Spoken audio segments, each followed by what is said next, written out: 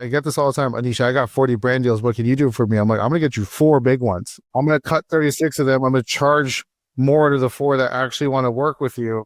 And you're going to thank me 10 times over.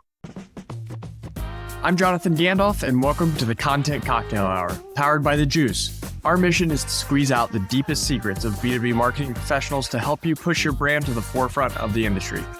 Let's raise the glass.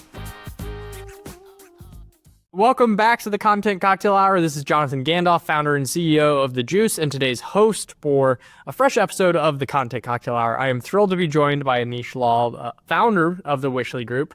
Aneesh and I crossed paths several times at several different events out in market. Got to meet some of his roster, which we'll dive into later. And just really fun guy to learn from and to watch kind of start the Wishley Group and see some of the success they're having. We will get into all of that. Aneesh, before I ramble for too long, though, why don't you tell us a little bit about yourself and a little bit about the Wishley Group? First of all, appreciate being on the show. Big fan of what y'all are working on and so pumped to be one of your partners. On my end, this whole journey with this whole talent agency type of thing on LinkedIn started last year. I was working with one creator before then for just a little bit. KD is the one who got me into the game. But when you start talking to all these creators on LinkedIn, you realize like they're getting approached for all these deals. And, a lot of them don't know how to package up what they already have or what to charge or what deliverables are fair and all those types of things. So I didn't realize how much of an opportunity it was until people started asking KD, hey, how are you doing this, and that? All these creators, especially sales and marketing folks, they talk. One thing led to another. I think we went from 2 creators in January to 25 in December 2024. And we've got another 20 on the wait list. So super excited to be here. I used to work at Pinterest back in the day, my media sales background, and I took all that enterprise media knowledge and I think I've brought it here to LinkedIn, which has been really interesting for me. I'm excited to dig into all of that a little bit, even selfishly. I think there's some Pinterest and the Juice parallels. I'm excited to learn from you in this conversation. I'm fascinated by it all. Before we do all that, though, this is the Content Cocktail Hour. Aneesh, we always ask our guests, what are you enjoying drinking nowadays? Anytime there's a win coming in, I'll crack open a nice bottle of the Lagavulin 16. That's my go-to right now. On a regular day, you catch me with Tito's and soda, trying to wash the waistline a bit. And then wifey and I've had a few chats about let's get healthier this year. So just good old water. Those are my big 3 right now, man. Hopefully I can crack open the Lagavulin 16 a bit more this year. That'd be nice. That's a good balance. Yeah, I too am trying to drink more water, celebrating when you can, for sure. So you mentioned you started with KD, Kevin Dorsey, for those who maybe live under a rock and don't know who that is. So I'm so curious, maybe tell us a little bit about how that came to be. And then when did you realize like there's a much bigger opportunity that's its own standalone business beyond just the partnership with KD? So KD and I started working together probably 2021, 2022. So we're trying to figure out the day we actually spoke, but I helped build up this community called Rev Genius. That was sort of my foray into this whole LinkedIn space. I was the first head of community there. I was part of the journey from 0 to 7,000. It was like this big thing that blew up right when COVID hit. And I just got more involved with the LinkedIn community at that point. And I think people started hearing my name a bit more because of Rev Genius.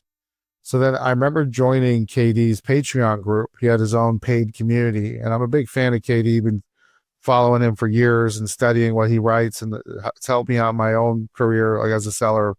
I owe him a lot, let's put it that way. So I got there and I was like, hey man, just there's a couple things with your community that you probably need to, I give some feedback. And he's like, dude, do you want to just come do this with me? I was like, yeah, I'd love to work with you. Like it was not even a money thing. I was like, shit, I get to work with KD. This is fantastic. So I get there and I think my reputation at that time was just like, you're a community guy, and nothing wrong with that. But I'm working full-time, as a media salesperson, working with like enterprise, multi-billion-dollar brands. And I told KD this after like, a couple months. I'm like, if you just like bundle up your podcast, your newsletter, and your LinkedIn, and we built like a media kit. And he's like, what now? That's where it started. I worked his first brand deal. I've worked every other deal since. And it was just supposed to be something that just to help him out with. And then he's just like, you're really good at this. Do you just want to own this for me? I'm like, yeah, sure, man. And he's like, I'll pay you this. Great. Got my 20%. And one thing led to another. And here we are. Yeah. Just kind of follow the opportunity, right? Like kind of emerges and then becomes very real. So now you're at, I think, nearly 20 creators, you said, with a wait list. It's good business if you're turning away business. Are there any trends you've seen, or like how are you seeing the space evolve as you've gone from 1 to 20? So the goal here for us is to bring in like a diverse group of creators. So we have a lot of sales influencers. We have a lot of marketing influencers now. We're building up that side. RevOps is probably the most underrepresented group that I have. So if you're a RevOps creator and you want a talent rep, let me know. And then I've started looking into new groups as well, like HR, career progression, productivity. Those categories are, from a trends perspective, they're the longest sales cycle, most difficult to sell because those audiences are for job hunters. And there's not a lot of brands that are making big money on job hunting type of audiences. So unless you're like a resume building, career coaching type of brand, that category is tougher to do deals with. The sales tech and MarTech spaces, though, are very lucrative. These brands make great margin, lots of seats to be sold for a lot of the software. So those ones have been more lucrative for a lot of my creators in the sales, marketing, and RevOps space. That's a great segue. So let's shift into how kind of brands should think about partnering with the creators of the Wishly group.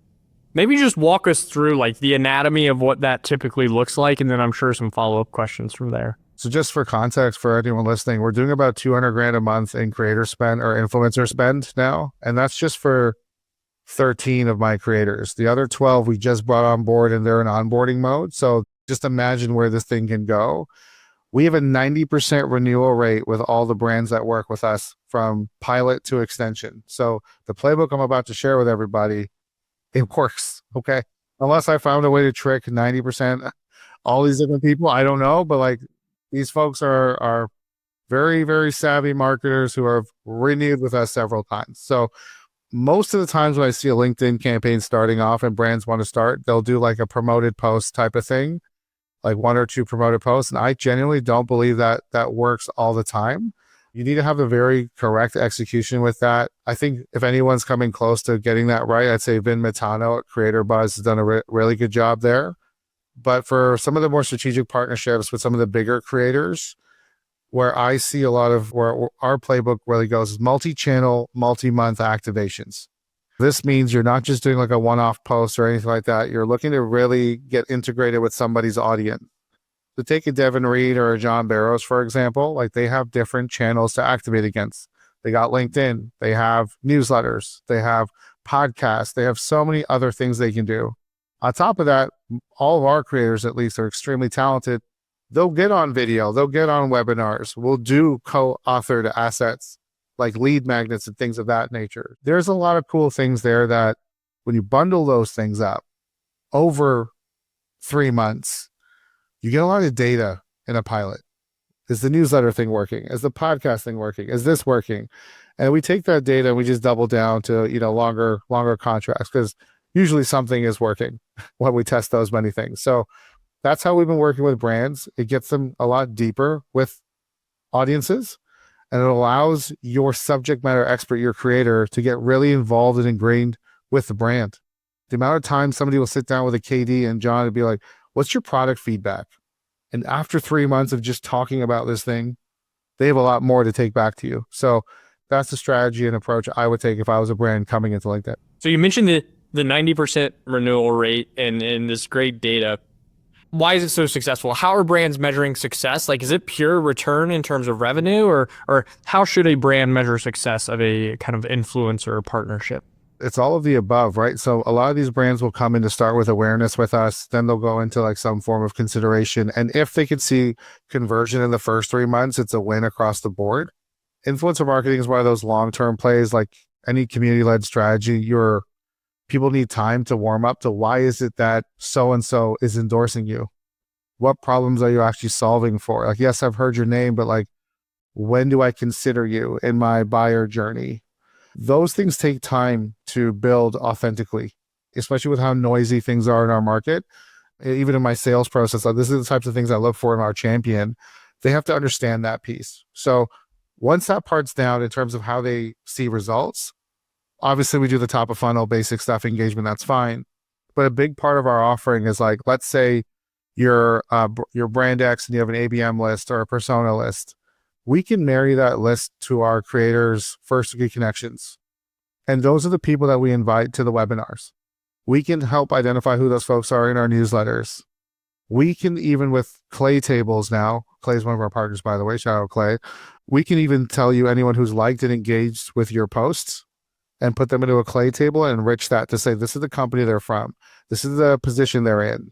And then if you have a 30 to 60 day look back window as a company, how many of those companies now that liked someone's post are in your pipeline? Things aren't what they used to be with influencer marketing. We have a lot of cool ways to connect you with your audience.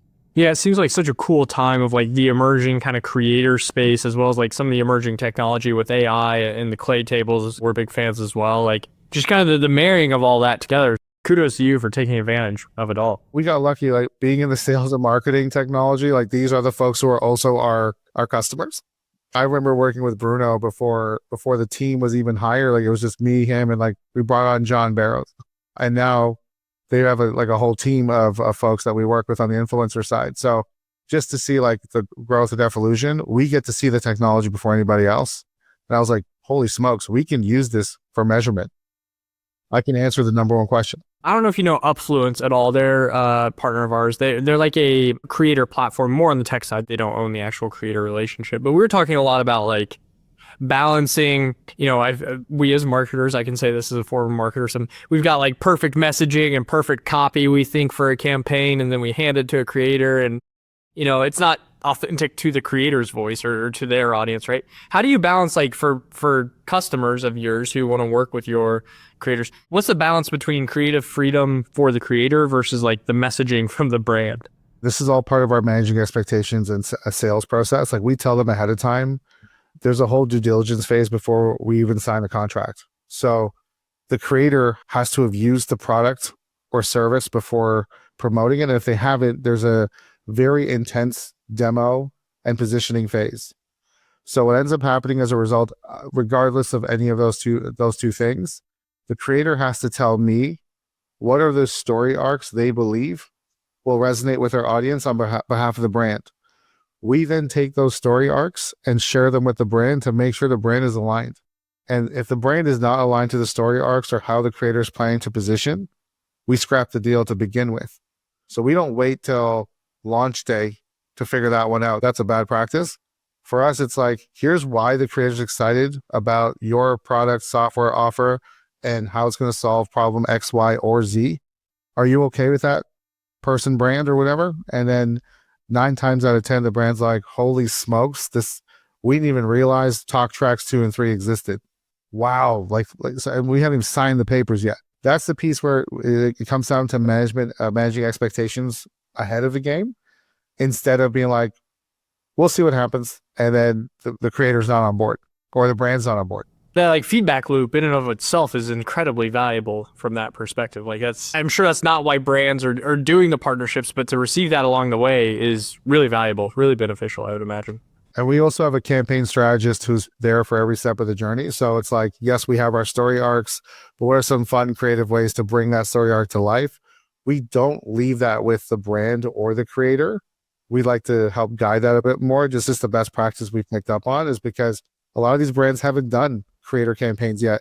Like, why would we just tell you, cool, thanks for signing. All right, okay, this is what John likes. Go. So I think having the campaign strategy there is really helpful. Last question, then I want to switch perspectives a little bit, but you mentioned often this is the first creator campaign that a brand has done with your roster. What would you say to somebody who is either trying to convince their business to adopt this creator-led marketing strategy or more personality into their brand? Like, how do they create the business case internally to get their business to buy into this path? Well, luckily now we have a lot of case studies that we can share. So it's like, hey, look at what they did in this category with just someone who may not even have as much brand equity as us. They'll do that. But realistically, like we have all the audience analytics. So if you tell me you're going after a certain persona, I will show you in the audience data of creator X, like, wow, there's a 20% overlap with that audience. You should probably tap into this, right? So that helps get across the finish line for like a CFO type of thing, like see the numbers and the data. Vision casting that one's actually been easier on us because like for some reason, B2B influencer marketing is all the rage right now.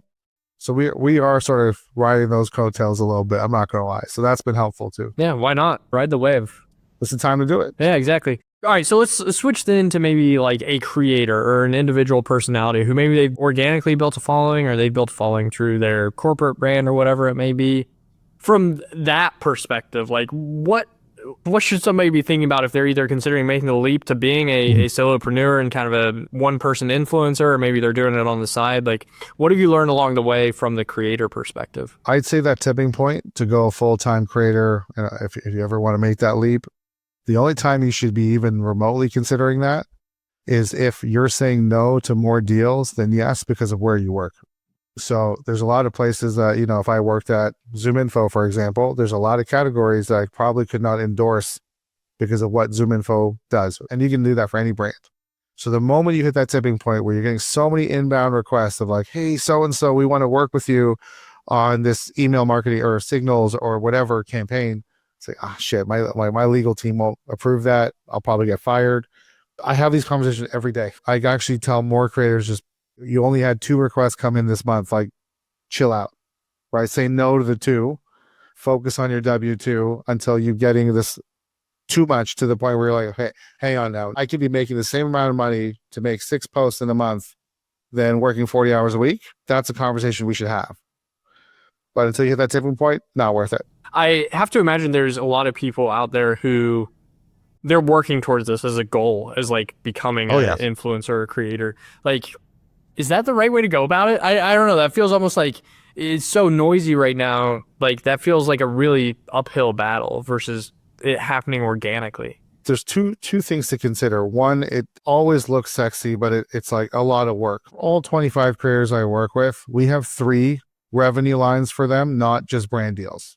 We're helping them launch communities. We're helping them build digital products. We're helping them with their consulting business. It's not just brand deals. So if you're coming in thinking, I'm going to be so sick and make 4 videos and be a baller, it is not like that.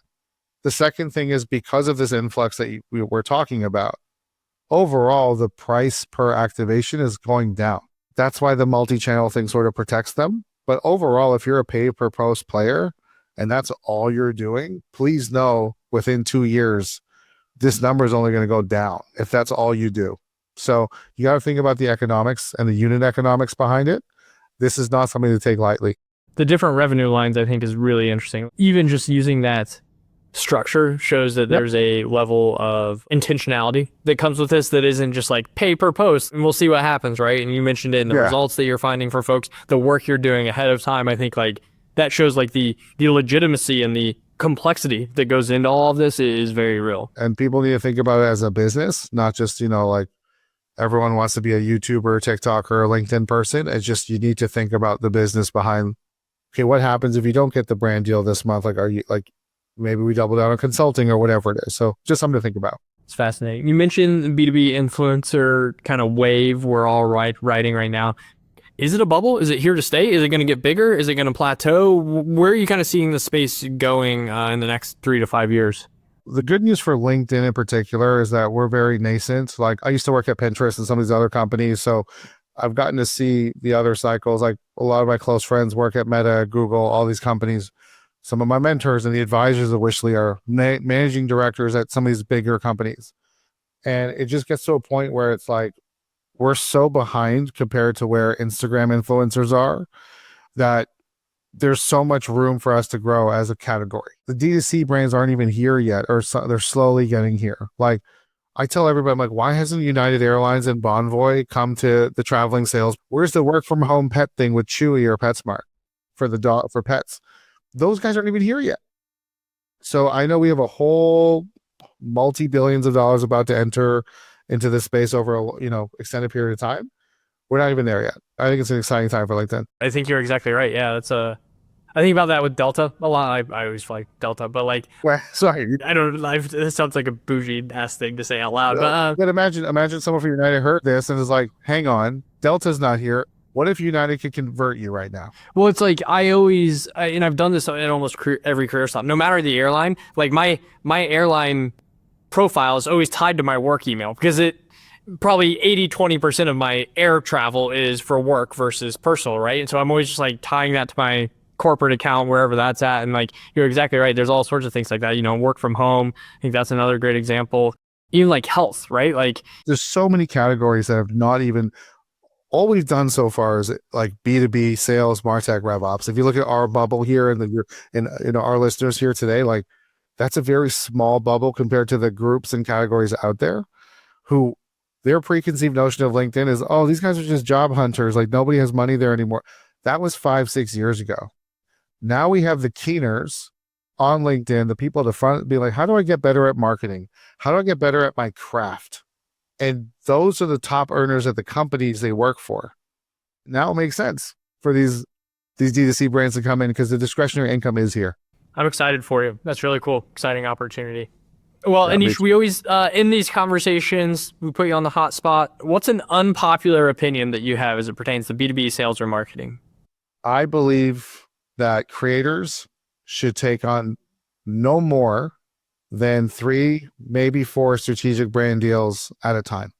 A lot of people out there will be like, oh, I have 60 brand deals. I'm like, that's terrible.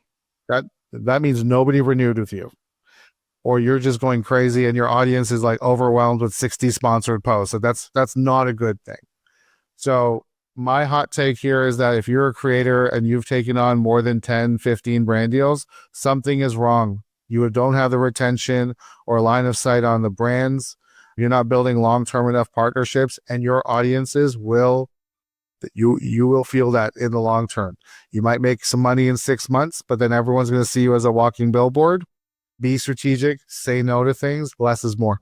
It's just like marketing, right? If you spread yourself thin across every single channel, you're going to not perform well. But if you know where it works and you can double down on 1 or 2 channels, then stack your chips there. I get this all the time. Aneesh, I got 40 brand deals. What can you do for me? I'm like, I'm going to get you 4 big ones. I'm going to cut 36 of them. I'm going to charge more to the 4 that actually want to work with you. And you're going to thank me 10 times over, right? So that's sort of our model. It's been working really well for a lot of our creators. So that's sort of my hot take. Hey, all right. One other hot topic while we're on it. I meant to ask this earlier, and it escaped me. But we're recording this a few days after Notion ran a LinkedIn campaign of a lot of updated profiles with a Notion doodle. I forget exactly what they called it, but it landed on my radar because people were complaining about whether or not people were saying it was actually an ad or not when they did it.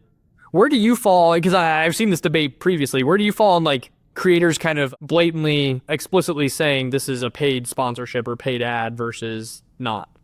So I was part of that campaign. Okay, I didn't realize that. All right, you would. No, it's good. So I will defend this all day. First of all, Notion's one of the best partners we work with. They had 50 plus folks, including Snoop Dogg, by the way, on the campaign. And we were mandated to supply at least 10 of those 50. So we're a decent part of the campaign. So what I will say is the fact that we're talking about it right here is good for Notion. Notion's fiscal starts in February, not January.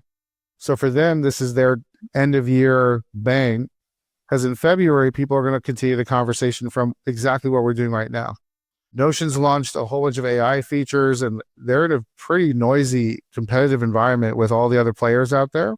So for Notion to have all these people talking about Notion at the start of a new business fiscal, folks, it's brilliant. Everyone's like, well, this thing doesn't tell you what Notion does. I'm like, how many of you are actually going to go look into Notion now?